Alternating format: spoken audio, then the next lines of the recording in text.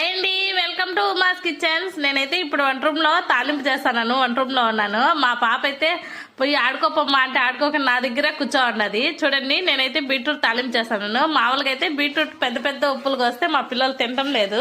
అందుకని నేను ఇలా ట్రై చేసినాను. ముందుగా అయితే స్టవ్ మీద కళాయి పెట్టేసి కొంచెం ఆయిల్, తిరువాత గింజలు అవన్నీ బాగా వేగిన తర్వాత ఎర్రగడ్డలు ఒట్టిమిరకాయ వేసి బాగా ఏం చేసుకోవాలి పచ్చివాసన పోయేంత వరకు. మళ్ళీ నేనైతే చేపల్లో బీట్రూట్ అయితే చేపల్లో తురిమేసినాను. ఆ తురిమేసి బాగా ఏం చేసినాను. ఆయిల్ అయితే బాగా వేగాలి పచ్చివాసన పోయేంత వరకు. బాగా వేగిన తర్వాత నేనైతే మా పిల్లలకి పప్పుల పొడి వేస్తే తినరు వాళ్ళు. అందుకనేసి వాళ్ళకి కొంచెం పక్కన తీసి పెట్టేసి నేను పప్పుల పొడి వేసుకున్నాను, కొబ్బరి పొడి వేసుకున్నాను. ఇంకా నైట్ అయితే రసం ఉంది. నైట్ రసము అన్నంలోకి రసం వేసుకునేసి తాలింపు వేసుకొని తినేయడమే. చూడండి ఎలా ఉందో మా రైస్. అయితే అసలు టేస్ట్ మాత్రం సూపర్గా ఉంటుంది. ఇట్లా చేసి పెట్టండి, పిల్లలు అయితే బాగా తింటారు. నేను అందుకనే ట్రై చేసినాను. అంటే 2-3 సార్లు చేసినాను, తిన్నారు మా పిల్లలు. నా వీడియోస్ నచ్చితే లైక్ చేయండి, సబ్స్క్రైబ్ చేయండి.